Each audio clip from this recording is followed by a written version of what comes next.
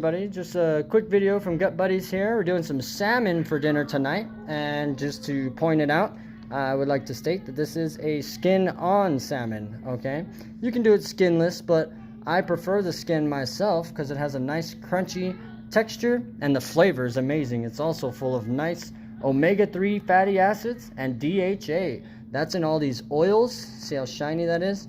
And that's also coming from the actual skin itself. Has a bunch of fat in between the layer of the skin and the actual meat. So here we are. It's a large salmon fillet. I will be posting a recipe later for this garlic basil pesto sauce, right? And the seasonings I put on it is just some basic salt, garlic powder, and black pepper. I prefer to use organic ingredients when possible, but that when possible statement is due to whatever I have on hand. So we're gonna mix a little bit of this basil pesto.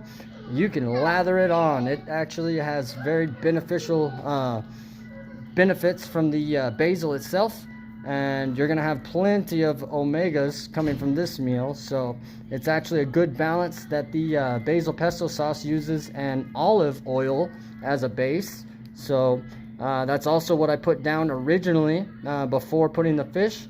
On the pan I use olive oil. So that it's very easy, very basic. I've got the oven right now on 410, and then obviously I'm not going to use all of this container. I try to bulk produce some pesto sauce so that way I can put it on a bunch of different meals, and it's very delicious. As far as the other spices and stuff that go on there, like I said, it's very basic. I try to use a lot of black pepper in my regular diet because black pepper, as well as pistachios and basmati rice, have a high melatonin count. So when you're doing it for dinner, it's a good way to get the kids some natural melatonin, right?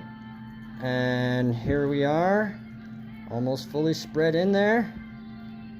Nice and tender meat today too. It's gonna be a wonderful meal. Okay, now you know what? Yeah, let me go for one more here. See how this spot's looking a little thin.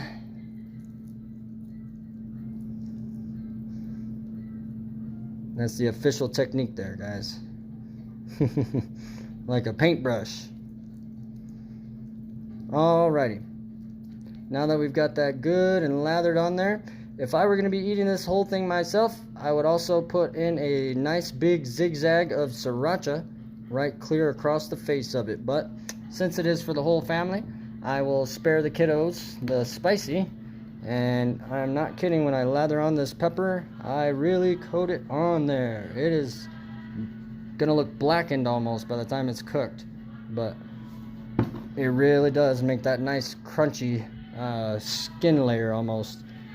Same with this garlic powder. You can never get enough garlic, so I don't know if y'all can see how much I'm lathering on there, but about 2 sifted layers on. And then good old sea salt, iodized sea salt, is what our bodies ask for, so that is what I give. And I will do a quick screenshot at the very end to show you guys how it comes out. I usually do it for about 20 minutes on about 410 to 420 depending on your oven. And that's all I got for you today. Thank you for watching Gut Buddies, and keep watching to see how we prepare our meals. Have yourself a wonderful day. God bless.